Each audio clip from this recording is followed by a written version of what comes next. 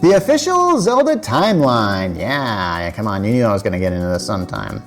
And of course, I'm just going to look up because apparently it wasn't until 2011 when an official timeline was released in the Hyrule Historia Collector's Book. And without boring you, I'll just get in the chronology. First came Skyward Sword, which really surprised me. I just found it weird that this was the starting point. Like, this was the link that was the first link. I don't know why that astounds me that was that, but that's what you get. It had to start somewhere, right? So, yeah. So then after that is the Minish Cap, and then Four Swords, and then, of course, the historic Ocarina of Time. Now, this is where the timeline splits in 3 different ways. Okay, the first split, the hero of legend is defeated, which leads to A Link to the Past, then Link's Awakening, then Oracle of Seasons and Ages, then A Link Between Worlds, Triforce Heroes, Echoes of Wisdom, followed by the first 2 NES games, Legend of Zelda and The Adventure of Link. But if the hero was victorious, then there are 2 possibilities from there. The first is Zelda sends Link back in time between his childhood, using the wisdom she's gained to stop a horrific fate of Hyrule. And those particular games include Majora's Mask, Twilight Princess, and the Four Swords Adventures. Then there's a version where the adult Zelda lives on to try and rebuild her kingdom. And those games include Wind Waker, Phantom Hourglass, and Spirit Tracks, which are definitely very well linked together, I must say, as far as the continuity is concerned. Actually, I'm not really sure about the last 2, but I'm told that they were official sequels, so hey. So where does this leave our latest and most recent Zelda games? They apparently take place after all of these things. So at some point in time, those 3 branch timelines somehow join up. Now, how could that have happened? I don't know. And yeah, like I said, I'm not really big in the Legend of Zelda lore. I'm not really all about hey, I understand when I watch a certain show and I notice something is not continuity in an episode, or they've said something about the history and then they change it or retcon it. Yeah, that bugs me a lot.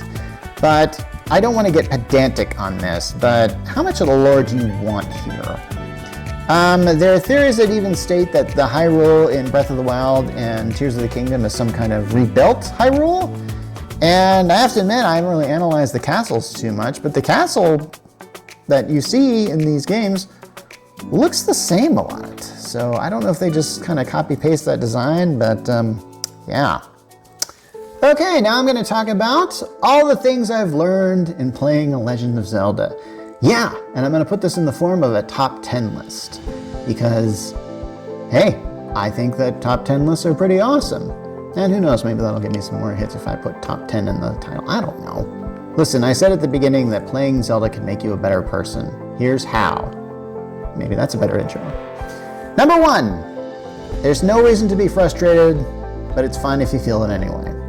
Okay, as someone who's been on the autism spectrum, which I've said several times on my show, and had it be this really terrible burden throughout my entire life, not to be officially diagnosed until my 50s, had to live a life of masking, yeah, I can get pretty frustrated sometimes. When that happens, I'm prone to tantrums, and all this time, I figured I just had a normal anger problem, which I do. I mean, I have to say that's probably a side effect from what I have. When you're on the autism spectrum, you tend to get frustrated at life because it seems very, very hard, and yet other people seem to just kind of go through it with very little difficulty. That can be very, very, very hard to watch. It'd be like, I think someone explained it to me, like playing a game that was in hard mode, but you never even knew it was in hard mode. So when it comes to video games, I actually prefer the type of games where you have to use your brain and not just some buttons on the controller and how fast you do it with eye-hand coordination. The puzzle aspect of Legend of Zelda can be very relaxing, especially when you actually find out the thing that you're supposed to get. That could be pretty awesome. I mentioned that part in Twilight Princess, thawing out the Zoras was just so fulfilling. But when you reach a conflict situation where it's really dependent on you doing certain moves at the right time, that can be very frustrating to me, because sometimes I tend to, here's the thing, I'm going to say I'm not good at sports, and part of the reason why is because I tend to overthink things. So a lot of times, if a ball is headed toward me, I don't often think like, okay, put your hand here and block it. Oftentimes I'll think, well, what if it does this? And then I might try and anticipate the not obvious thing that would happen from this given scenario, and not react, but rather respond, and that can really just not do you well. In The Legend of Zelda, you encounter a lot of monsters in the world of Hyrule, and all of them want to try and kill you. And I assure you, I never try and kill any monster unless they have some treasure that I want, or unless the game instructs me to do it. Now here's the thing about this stuff. Combat in a lot of these games is about learning offensive and defensive moves. But when it comes to, I mean, a lot of us think fighting is all about throwing the punch at the right time, and it is about that, but a lot of the time it's about taking the punch or doing a defensive action to combat that move so you don't get hit, but rather use your enemy's momentum against them. These are difficult things, and they are learned through instinct and repetition. But it can be really tough when there's a bad guy and you think like, oh, this will be a simple thing, and they just make mincemeat out of you. Where your giant punch is just no good because they've already come up with a defense for it. And when that happens, swear words happen, man. And I guess it's why the angry video game nerd is so popular. I mean, hey, because we all feel this way playing these games. This could be really frustrating when you get into big boss battles. Now, I mentioned before that big boss battles, I mean, there are some that, like, once you've faced it before, you can pretty much do it every time and easily.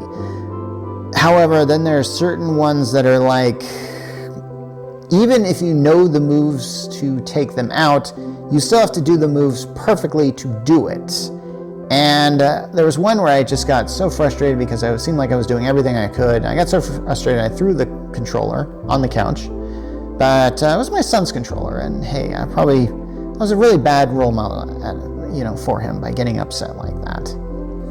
Recently I played that same battle again, and I was able to do it a whole lot better, and I was getting hit hard, I was getting killed a lot of times, and of course, when you get killed, you have to start all over again, and so there might be a time where the villain's health is like this, and you get it down to this, but then you die, and then you have to start like this. That can be incredibly frustrating. I must say, when I finally killed this guy, it took every weapon I had, and I had to eat every recipe I had to keep my health going. But you better believe I worked up a lot of adrenaline to do it, and I had a huge sense of relief once that guy was finally delivered the killing blow. I actually had a very similar thing happen to me when I played Tears of the Kingdom with the Queen Gibdo, and if you know, you know, that can be pretty difficult to defeat this one. It took like 10 tries before I actually did it. Anyway. Now, the way of dealing with this is you learn strategies that'll get you through, and through repetition, you just do them, and becomes very much second nature. There are certain things like the Flurry Rush in Breath of the Wild. Now, I don't remember the Flurry Rush in other Zelda games, but it's about dodging a strike at the right time, and then that enemy's guard is down, and then from there, time seems to slow down, and you can just hit him with so many attacks all at once. And it's really awesome when you actually get that. Now, when I watched my son play, it seemed like he could do Flurry Rush just instinctively. It just seemed like he could do it every time. But here's the thing. If you dodge too soon, it won't happen. But if you dodge too late, you will get hit. And when you get hit, there's like a voice that makes you think like, that really shouldn't have happened. And life can be like that. You get a flat tire, a problem comes up that has to be dealt with right away, and if you're just not in your right mental health when that happens, it sucks. It really effing sucks. There's an awesome thing. Doesn't last forever, and eventually you'll succeed. That or you won't. And in Zelda, it's all a game. Yes, you can feel that frustration, but don't ever have a reaction to it that's going to scare or alienate the people around you. I'm not saying keep it all bottled up inside, but I'm saying like when you get to a point where you can release it in private, you can do that. Make sure you're private when that happens. But hey, while it's happening, the only thing that's going to do is just make it worse. By the way, I found out a lot of Zelda players complain that the Flurry Rush doesn't work every time, and it could be the game's fault that it doesn't work. In a way, I suppose that's how we're supposed to look at how we are in society, as far as how society is structured versus how it's actually done. If you look at it, our society is broken, and maybe you're not on the spectrum as I am, but you might be facing some issue that isn't your fault and just being put through the ringer just the same. It's not fair. When that happens, take the time to just curse and swear and get it all out of your system. And then maybe you'll exhaust your anger so much you'll actually do what has to be done and just deal with the problem. Whatever you do, don't give up. You never know. Number 2, learn what strategies you can, even though they might not save you every time. Now, I talked about the importance of the flurry rush and how great it is that you can do this every time. And in Breath of the Wild, it's very crucial in defeating certain villains. And this move defeats a lot of the villains, including the main boss bad guys. There's another move that's really cool, where you deflect these massive laser beams done by these beings called guardians, which are these kind of robotic creatures that walk on these tentacle kind of things. And when they have you in their sight, there's a very particular musical thing that's played, and there's also like a little beam that focuses on you, and you know that's going to be followed by a bigger blast. And what you have to do is you have to stand there with your shield precisely when it's just about to fire, and then you wait for like a certain blue burst, and then you deflect your laser back at its target by flinging it back to them. And sometimes this works perfectly, no notes. Other times it just depends on the distance between, and you could swing your shield too soon or too late, resulting in either a shattered shield or a direct hit on your part. Ouch. Last time I played Breath of the Wild and defeated Ganon at the end, I deflected the final boss's laser back at him with a pot lid. A pot lid! Yeah, I have a theory that the more you play against the final boss and the more you lose, the game kind of makes it a little bit, easy for you. There's that particular final boss in that one level, I must have died like at least 20 times before I just finally kind of did it. And sometimes life is like that. You keep doing something and fail, and you do it again, and then for some reason it works. Even though you didn't really change a lot of your strategy, for some reason, I don't know, it just works at that time. Just think of all the machines that don't work when they should, and then you just try them later and they do. Now, I'm sure there's some scientific reason why that happened, why it just wasn't working, and you can't figure that out. And then there's just times when it's in your frustration where you just realize, I'm gonna try a different angle on this. And it works. And when it does, it feels very good. I mean, these are the things you live for. And sadly, they're really only a fraction of our lives. So yeah, The Legend of Zelda teaches us to do things a certain way and it works every time. But sometimes it doesn't. And in a way, it's a lot like life, because there are times where it's like that method you use to solve your problems every time doesn't work then. And it's like a game that might have broken mechanics, or maybe you just need to do it a certain other way. Take time to explore. Yeah, like I said in discussing Breath of the Wild, it's a game that gives you a world you can run in any direction and see this wonderful and fantastical land you would want to live in. In fact, I'd say Breath of the Wild essentially rewards you for looking around. Sometimes you find a shrine, a secret treasure chest. Tears of the Kingdom has all those secret caves and wells. And I'll have to say the rewards are really, well, in Tears of the Kingdom you get some cool outfits that kind of are fan service for other Zelda games, but hey, that's cool, right? Right? I'm going to tell you a little story here. There was a time my family visited Moab, Utah, particularly Arches National Park. If you know the place, then you know the big draw. It's Delicate Arch.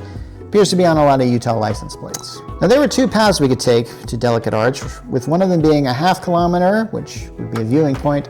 Another would be 2 kilometers, which you'd see the arch a lot closer. By sheer accident, we took the one that was a lot longer. I've been told a lot of people do that in that park. Now, of course, where we were going, the kids were, they were pretty young at the time, and they were complaining that it was a lot of work, and it was. But I remember as we were going, I was asking the kids to play this kind of Legend of Zelda, but for real. And so while I was going on, I decided to kind of hop on the rocks and kind of trying to treat this thing kind of like, because, we were having fun.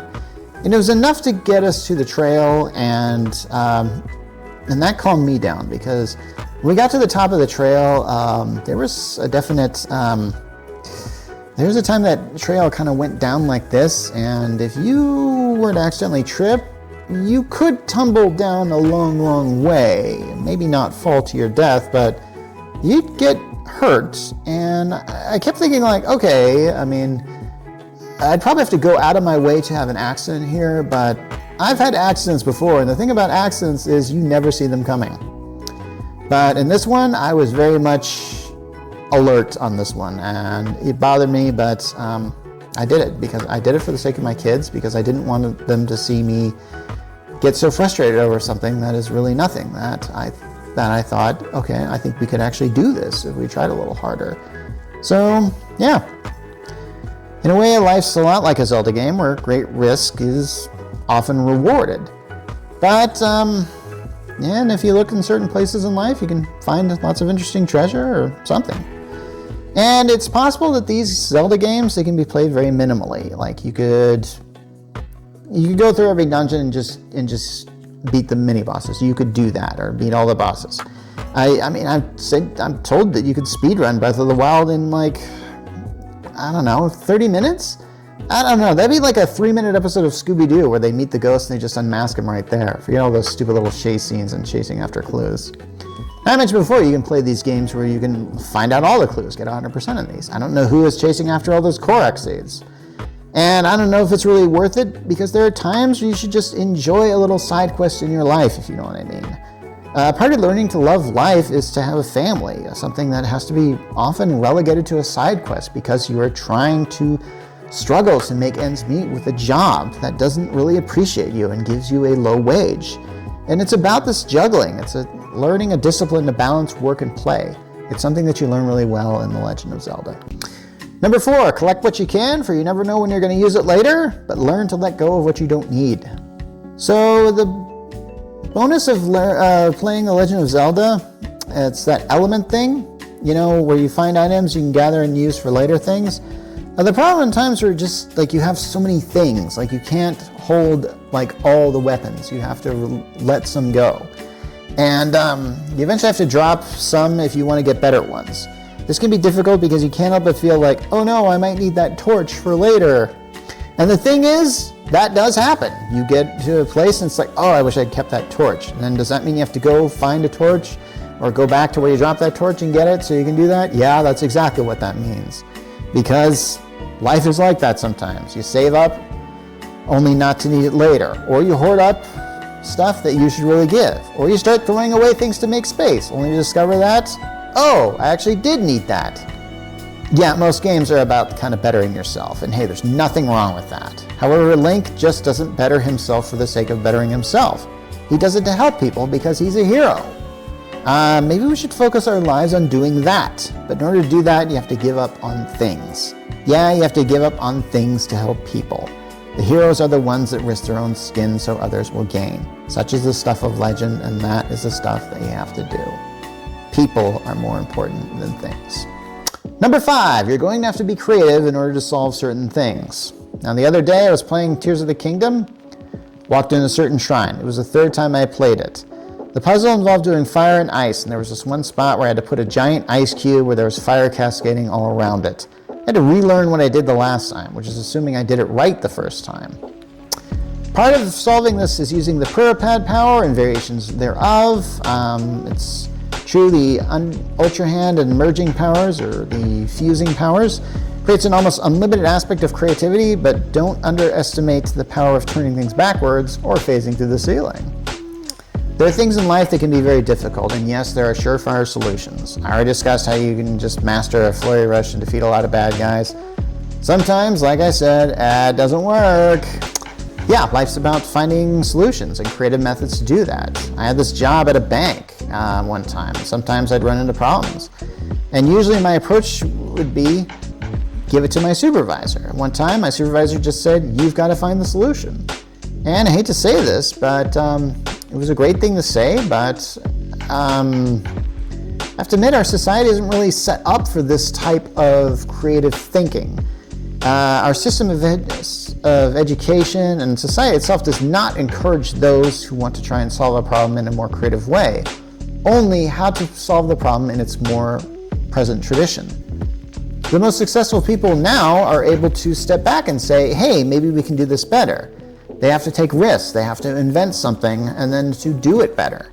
You have to learn to do that also in your own life, especially when your present methods of problem solving really aren't working anymore. Number 6, use hint booklets only when absolutely necessary. Don't let pride stop you from using them. Like I said earlier, I developed my strategy guide to Twilight Princess without ever consulting a single hint booklet. Part of it was just me in the dungeon figuring out stuff. I found out after I finished my guide that the main quests, there's a lot of different side quests that I never discussed. Now, I hate consulting hint booklets or a strategy guide or going online to find out hints to play games. There are some games that I feel like I've beaten on my own, like Myst and whatever the third one in the series was called. But for Riven, I eventually broke down and just looked up something online because I just could not figure it out. And I'm pretty certain I did that for the fourth one in that series, which I never did complete. I have played so many games where I was just stuck for so darn long, like weeks, and sometimes I just figure out something new and go to the next level. There are times where I just can't figure it out at all.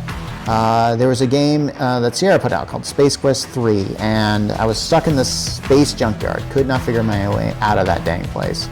I played Zork for a full entire year and almost beat it. And then someone gave me a hint booklet. And apparently, all I was supposed to do in Zork was wave a scepter to solidify a rainbow so I could walk up the rainbow and get a pot of gold. I think if I was given an eternity, I never would have figured that out. Now, the problem with strategy guides is if you do it one time, you'll just do it again anytime you are just somewhat stuck. And first you just think, oh, I'll just use it here one time, and then I'll get to the next puzzle, and then I'll try and figure it out for myself. Well, then you start to use it all the time. I hate to say it, but it's really honestly better to figure out stuff on your own. But there's a time where you need to just say, okay, I can't do this on my own, and get help. And this is a time when you realize that maybe no one is going to help you, and you do have to do it on your own. I'm guessing there's sort of a balance you want to have in living a successful life. Even though we tend to think of a successful person as needing no help, we tend to think of an absolute failure as somebody who needs help all the time. But I'd have to say that if you take time to help those around you and make sure you don't take advantage of those who are helping you, you're probably living the best life you can. And hey, I don't really think there's such a thing as a self-made man. Everybody who's succeeded gets help from somewhere. And likewise, I don't think there's anything, I'm not really certain if there is such a thing as like an absolute failure, because I think there's a lot of other aspects that might be contributing to somebody's failure other than just themselves. Number 7, do the work to get the job done. Have you ever done a task that's just made up of a lot of little tasks? However, some of the smaller tasks are just more tedious than others. Honestly, most of us have work that's just really a repetition of tasks. And I have to admit, I kind of like this stuff because it involves little concentration. It's something that you just learn to do while you're watching a video. Hey, maybe you're doing something right now while you're watching this video. If you are, congratulations. For me, there are certain tasks that I just put off in Legend of Zelda, but I have to do. One of them is making recipes, because it takes a while. I mean, you have to go in, select it, then you have to cook it, and then there's this really cute tune that plays, it goes tick, tick, tick. It's like you're slapping down spatulas or something. And for a while, I never sped through that cute little tune. Especially when you stumble upon a new recipe that maximizes your health, you kind of get this cooler tune that plays after that. But there are times you're just standing at the pot, just throwing materials together, and you can be there for like 15 minutes. And the only thing that serves that purpose is, so the next time you go into battle and you get hurt, you have a recipe that can restore all your hearts with one bite. Not bad. Tears of the Kingdom is the same way. You've got to fuse weapons to make them stronger, but that can take a while, and it's something that you have to do where you have to drop stuff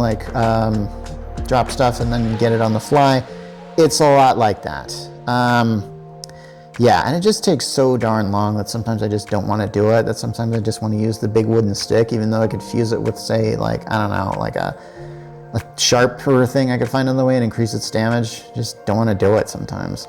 Why is it that life works like that too? It feels like life doesn't really allow us to take steps into something better, but only just mostly what we do is just do what we've always done. I mean, most of us live on a sort of a maintenance model of life, where we do groceries, do our laundry. It's just a cyclical pattern, really. And all these little things are just so minute, and they're also minutes. As in, they lead to hours, which leads to days, which leads to years, which leads to our life. I mentioned before, we got to find creative ways of doing things. But hey, until then, we have to do these things. Even if we can't find a more efficient way to do it, we just have to do them sometimes. And if you do, try and keep a good attitude while you're doing these things, because sometimes it can be pretty tedious. Number 8, don't be afraid to run away. Yeah, it's easy to get in over your head in a Zelda game, especially in Tears of the Kingdom. You're just going along, trying to get from point A to point B, and then you pass like a bokoblin headquarters or something like that. And then you've got some bokoblins that see you, they toot their horns, and then they all come after you.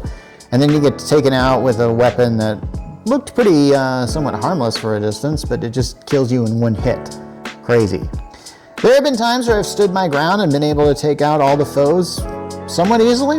There are times where I just get my butt handed to me, like in sections. And when it comes to Zelda, you can carry some big guns, and if you know certain weaknesses, you can seriously bust some heads. And there are times where you just won't win, because the enemies will just surround you. Because that's how life works. If a crowd attacks you, you're dead, not the crowd. I know there's a lot of great movies where a whole guy can beat up a crowd, but have you noticed in those movies, like one guy comes at him at a time? It doesn't work that way. Yeah, there are times where you just run away and then shoot the bad guys from a distance with arrows. Arrows with bombs on them. Yeah, I know, it's a kind of an unfair advantage, but hey, sometimes they can do the exact same thing. And some are better shots than you are.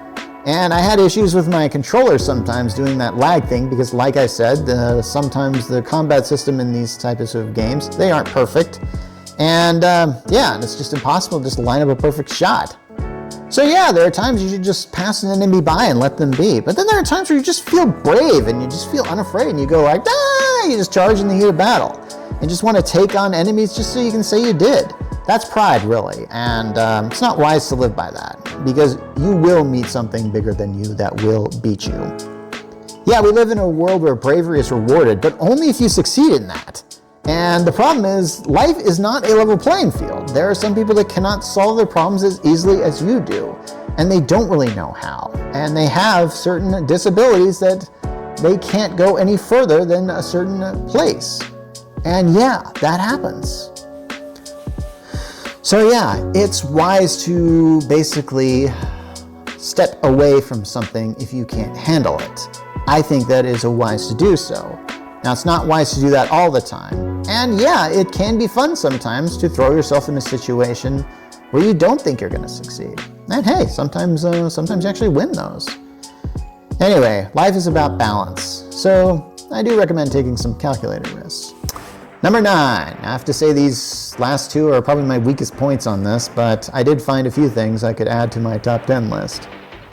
The first is find important landmarks, because these last two Zelda games, they have these towers that if you go to, they will allow you to map out the area that you're in. And if you want to head back to that land, you can teleport back to them because the game allows you to do so.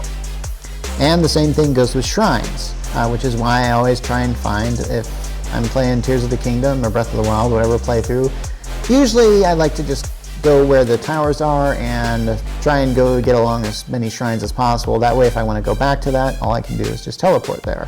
Easy. Man, don't you wish life had those kind of shortcuts.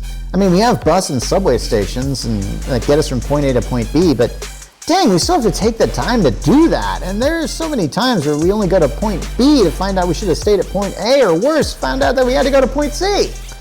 So yeah, in trying to navigate your life, it's important to have things that you prioritize to make your life easier and more enjoyable. These are the important landmarks in our lives, like our dreams and our families. These are things that we have to place highly. There are things that matter, and we should prioritize those. You gotta find the things in life that matter most to you, and then create definite foundations for that. And don't be surprised if you need to change. As someone who spent a lot of time at a place where I shouldn't have been at and probably would have had a better life without it, and it's hard to pay the price when you've bet on the wrong horse. And it can be hard to shift when you realize that what you thought was so important just wasn't important at all. Number 10, figure out how much the history matters. Now, in doing research for this, I discovered there are a lot of people who didn't like Tears of the Kingdom, as I've said before. You get a lot of negative criticism often after something is positive for a while. It seems like every time a movie comes out and it gets raves, you'll often see a lot of videos that go like, "This film is bad, actually," or something, or the opposite is true. A film will come out, get panned, and then others will just go, "This is good, actually." Of course, part of the complaints was that the lore of Tears of the Kingdom wasn't consistent, and I have to agree it's right. And then I also have to agree that I don't really care. I'm really concentrating on playing a game. I don't really care about the story behind it, although that does make it more interesting, because I am invested in these characters. I want to see Link succeed, and I want to see Ganon defeated. Now, as someone who cares about history, I understand that there are people that don't care about it. They live in the now. They don't know about others and what they've had to do to get to that point in their life, and in many cases, they don't care. It feels a lot of prejudice, but I have to say, you really need to go into at least a little bit of the history to know. You don't have to know every single fact, but you should know about something. Then again, the idea is that a lot of people think the past doesn't matter. Well, it does. I mean, it serves as I believe it's President Kennedy who said, "What's past is prologue." What we do in our lives will determine, what we did in our lives will determine our present and eventually our future. We should understand some of this thing. So yeah, you can play Zelda, not know any of the lore, and still have a great time. But when it comes to life, it's good to know what at least you're getting into, even though if you've never even really experienced it. I say take the time. Speaking of time, I think it's time to wrap this up. I don't really know what the future of The Legend of Zelda is. I feel like that some of the negative reaction of Tears of the Kingdom, Nintendo will probably respond to that, and they will do it they could do this by making another game that takes place in this Breath of the Wild / Tears of the Kingdom style of Hyrule, and maybe they'll add more to it, or maybe they'll expand the world so you can go out a little more, or something like that. I don't know. I feel like if they did that, fans would probably pan the game, kind of like they're doing to Tears of the Kingdom now. But if they wanted to do a full reboot, they could do that, but yeah, that's harder work, I must say. I'm not even sure what they would do if they could. To me, I mean, Breath of the Wild really, I wouldn't say let Zelda peak there. I feel like you could do more there, and maybe, I think in a few decades, we'll have the technology to make a Zelda game that will be so mind-blowing that it'll be awesome.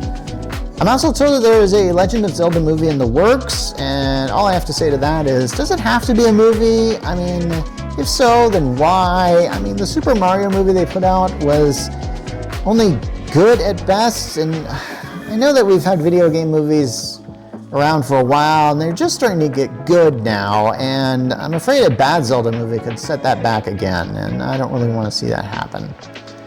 Then again, I'm probably putting too much value into something that is just a game to begin with. I mean, I guess when we like something like a game or a book or a TV show, a movie, we want it to mean something more than it actually does. But maybe because we want it to mean something more, it actually does succeed at being that. I mean, hey, I just talked about how this game series has this lore, and that even though I don't even really know this lore and all this stuff, I still enjoy this game, and I made something of a top 10 list that could be the next 10 commandments. Okay, yeah, that'd be very prideful to assume that I could write the next 10 commandments, but let's just say that I think my 10 commandments would look better on certain walls than a lot of the actual 10 commandments that certain states are trying to put on school walls. Ooh, I went there. Anyway, I'm trying to say that you probably have something in your life that you think is really important. I will have to say, I don't really think The Legend of Zelda is the most important thing in my life. I think that there are franchises that I love even more than that.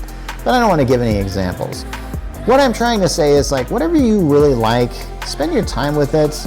But, don't spend too much time in it, because the things in life that matter aren't really that. But hey, maybe you can figure out ways you can apply it to your life and make a little list, kind of like I did. Alright, well, I'm running out of room to record on my phone, so I'm going to have to draw this to a close. I'm not really certain what I'm going to do for my next show, but since I am planning on going to CES in early January, I'll probably just do a sequel to my CES the movie, but considering I haven't really had a lot of views on that, I don't really know how much work I want to put into it, because I put in a lot of work to make that 8-part thing there. But here I might just get the highlights and just put them on a cool reel and stuff like that. Plus I'll probably be posting as I go, so yeah. And there's a lot that can happen. I really planned for that, but I kind of wanted to get this video done before I did that, so I'm glad I got the footage done. Anyway, this is Mark from The Geek Church, wishing you a great 2025, and I'm signing off.